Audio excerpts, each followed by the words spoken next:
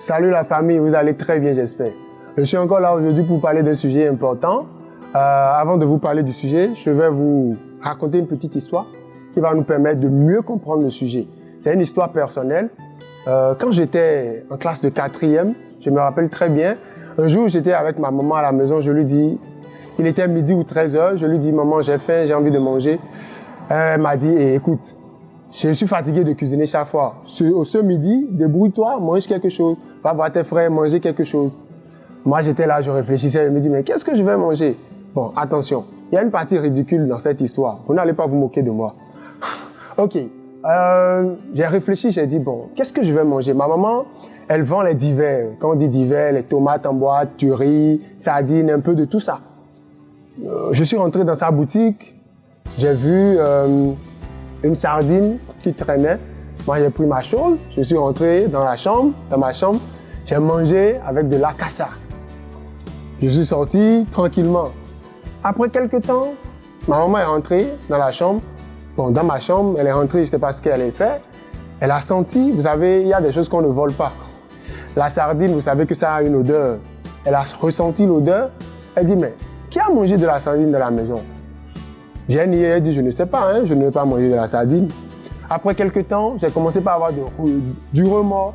Je me disais, mais j'ai menti. Parce que, vous savez, moi, j'ai grandi dans une famille chrétienne. Mes parents sont très croyants. Depuis notre enfance, on nous parlait de Dieu, la parole de Dieu, la prière. Donc, je me sentais gêné. Je me dis, je viens de mentir. C'est pas bon. On m'interdit chaque fois dans la parole de Dieu. De mon propre gré, je suis allé voir ma maman. J'ai dit, maman, tout à l'heure, tu m'as posé une question. Et j'ai nié parce que j'avais peur de ta réaction. C'est moi qui ai pris la sardine. Elle s'est fâchée, mais après quelques minutes, elle s'est calmée. Elle a dit, OK. J'étais très content, je me suis senti soulagé. Mais ce qui m'a fait mal dans cette histoire, vous ne savez pas, après quelques temps, je me rappelle peut-être 2 mois ou 3 mois, on était à l'église. Je vous ai dit que mes parents sont très croyants. On était à l'église un jour. Je ne me rappelle plus trop exactement de ce que j'ai fait ce jour, mais j'étais là. Ma maman, je devais lui faire quelque chose que je ne faisais pas. Donc, elle s'est fâchée, elle a commencé par m'insulter. Vous savez, bon, quand tu es adolescent, tu as tes petites copines à côté, tu fais ton malin. Moi, j'étais dans mon groupe, à l'église, je faisais mon malin, tout ça. Ma maman a commencé par m'insulter. Toi, je te dis de faire ça depuis que tu ne fais pas. Ça ne va pas chez toi. Voleur de sardines. Je vous ai dit de ne pas rigoler. Il ne faut pas rigoler, hein. Quand ma maman m'a dit ça, elle dit voleur de sardines. J'étais parmi mes amis. Ça m'a beaucoup touché. Ça m'a fait très mal. Je me suis dit, mais attends, cette dame, je lui ai demandé pardon. On a parlé de ça à la maison. Comment se fait-il qu'elle puisse m'insulter, voleur de sardines, parmi mes amis, entre mes amis, devant mes amis? C'est pas possible. J'étais fâché. J'étais brisé au plus profond de moi. Mon ego a été touché. Vous savez, c'était le début de toute une autre histoire. J'étais devenu très rebelle envers ma maman. J'étais devenu impoli, qu'elle me parle. Je ne considérais plus rien du tout de ce qu'elle me disait. Parce que pour moi, elle ne méritait pas mon respect. Je lui ai fait, j'ai décidé de me confesser, mais après, elle m'insulte devant tout le monde. Sans vous mentir, cet événement a failli me pousser à la perte. J'étais devenu très rebelle face à ma maman. J'étais devenu très têtu. Mais par la grâce de Dieu, avec le temps, je me suis calmé. Je veux cependant sortir une leçon de cette histoire. La leçon que je veux sortir de cette histoire, c'est quoi? Si quelqu'un te demande pardon pour quelque chose et que tu décides de pardonner cette personne, c'est important de ne plus revenir sur ça afin d'éviter que cette personne se sente frustrée. Moi, j'ai demandé pardon à ma maman. Je supposais qu'elle m'avait pardonné. Mais elle est revenue avec le même sujet devant tout le monde et m'a insulté.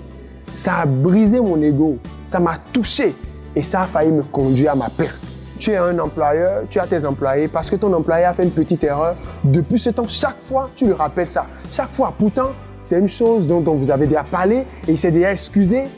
Mais chaque fois, tu remets ça sur table. Tu finiras par détruire cet employé. Tu le pousseras chaque fois à commettre des erreurs parce que c'est une pression indirecte que tu lui mets. Il n'aura plus confiance en toi. Tu vas lui faire perdre de la confiance en soi. Ta petite amie ou bien ta femme a fait quelque chose, elle s'est excusée. Mais chaque fois, tu ressens cela. Chaque fois. Écoute, si tu n'es pas prêt à ne plus parler de quelque chose, ne pardonne pas. Mais tant que tu as décidé de pardonner quelque chose, ne ressors plus cela. Ne remets plus cela sur table. Parce que chaque fois que tu remets cela sur table, tu es en train de dire à cette personne que voilà, je ne t'ai pas vraiment pardonné. Tu es en train de toucher l'ego de la personne. Et vous savez, généralement, deux choses se passent. Soit la personne se fâche vraiment contre toi et devient pire que ce que tu disais, ou soit la personne se perd au fond d'elle. Elle est détruite, elle est blessée au fond d'elle. Et ça détruit beaucoup de personnes. Il y a des couples dans lesquels ça détruit. Ton mari t'a demandé pardon parce que, je ne sais pas, il a commis une erreur, je ne sais pas, il a été infidèle une fois. Je ne suis pas en train d'encourager l'infidélité. Ton mari a été infidèle une fois, il t'a demandé pardon. Vous avez parlé dans la chambre, mais chaque fois qu'il a une petite réaction qui n'est même pas infidélité, tu lui rappelles cela. Je nous en prie. Si quelqu'un nous demande pardon et que nous acceptons, nous décidons de pardonner cette personne, ne revenons pas sur le sujet. À force de revenir sur le sujet à chaque fois, c'est d'abord à croire que nous n'avons pas pardonné ou c'est blesser cette personne davantage. Si quelqu'un nous a demandé pardon, aidons cette personne à sortir de cette habitude peut-être qui n'est pas bien, en l'encourageant, en lui montrant que oui, ça peut aller, je vois ton changement, je vois que tu as changé. Mais chaque fois que vous rappelez l'erreur de cette personne, vous êtes en train de détruire la personne tout simplement. Je nous en prie, pardonnons et faisons l'effort d'oublier. Ne pardonnons pas pour chaque fois ressentir la même chose. Ça ne sert à rien. Ça ne fait que détruire cette personne que vous avez prétendu pardonner. Merci, c'était le sujet que j'aimerais partager avec vous aujourd'hui. Si ça vous a plu, partagez autour de vous. Le pardon, c'est bien, mais ne plus revenir sur ce pourquoi on a pardonné, c'est aussi important. Merci, à très bientôt.